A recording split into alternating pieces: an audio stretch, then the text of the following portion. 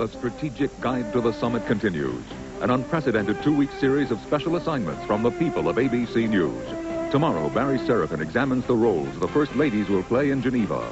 Follow the moves to the summit on ABC's World News Tonight with Peter Jennings. Coming up next on Eyewitness News, there seems to be no let-up to the killer floods that have cost millions and even swamped the nation's capital. We'll have the latest. A battle that brought the halls of justice tumbling down in Bogota is over, but not without death and destruction. We'll also tell you why this married couple is royally grabbing national attention from coast to coast. Hello, I'm Wilma Smith. And I'm Ted Henry. Eyewitness News at 11 is next.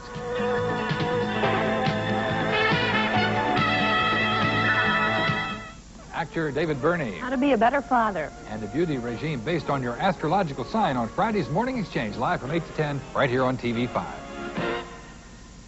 Hello out there. Work hard today. Bob Evans got something to make your day. Ooh, charbroiling.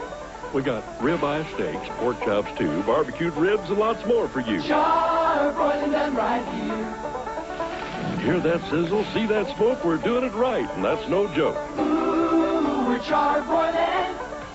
So bring the kids and ride on down. We're charbroiling on your side of town. Bob Evans, down on the farm. If you remember when this face melted hearts, these two made America laugh, and this was the vision of the future, join the club, the Huntington Club, and we'll give you up to $200 worth of bank services at no charge, like no-fee traveler's checks. We'll even waive the annual fee on your Huntington Visa or MasterCard. All you need to join, besides being 55 or older, is a Huntington checking account and savings account, money market account, or CD. So when you turn 55, turn to the Huntington. Barney Miller, tonight at 11:30.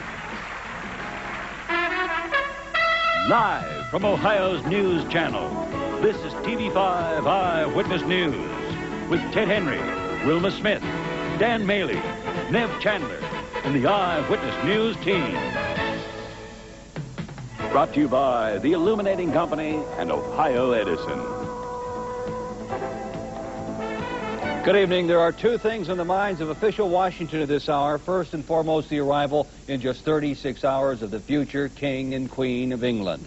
More on the state visit of Prince Charles and Princess Diana in just a couple of minutes. And this is the other concern, and it is immediate. Floodwaters are surrounding many of the nation's monuments along the Potomac River tonight. There has been so much rain, and the water came up so fast that even fish are dying.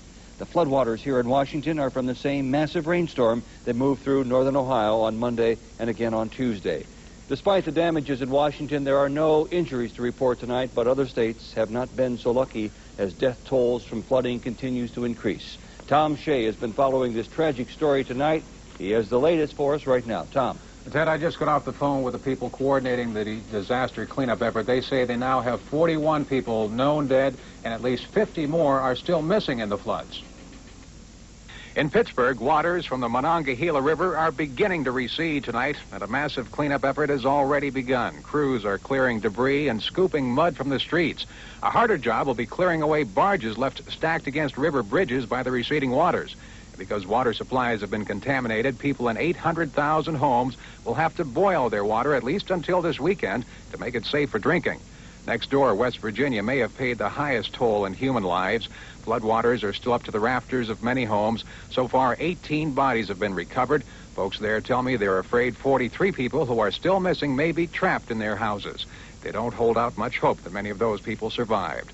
Also, there's word tonight that the towns of Albright and Roland along the Cheat River were completely wiped out. In Virginia, most people apparently survived, but I'm told at least 10,000 homes have been destroyed in the Richmond area. Water is still rushing through the streets.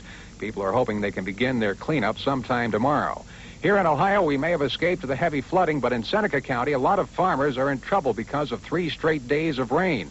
Thousands of acres of corn are soaking in their fields. If things don't dry out soon, the corn will rot. Those farmers could lose hundreds of thousands of dollars. Now, just a short while ago, President Reagan declared West Virginia a major disaster area. The same may be coming for parts of Pennsylvania and Virginia sometime tomorrow. In West Virginia tonight, the Red Cross is calling for 3,000 volunteers to help in the flood-ravaged areas. They say they'll need that much help for at least 2 weeks, Ted. This has got to be their worst year in decades. It's been a bad one. Okay, Tom. A dome stadium for Cleveland could be a lot closer to reality. Mayor George Voinovich, just back from a lobbying trip to Washington, says the chances look good that key congressmen will back a move to grant tax exemptions for bonds to build the stadium. The biggest hurdle, he says, was in convincing people in Washington that Cleveland is serious about the dome. I think really what it boils down to is that is the project far enough along in its phasing that it's alive and real. And if it's alive and real, that can be taken care of. Now, if those bonds to build the dome are tax-free, says Voinovich, it's going to make them a lot easier to sell. After meeting with the president today, Senator Daniel Evans of Washington says that he's convinced Mr. Reagan will veto a bill to limit textile imports.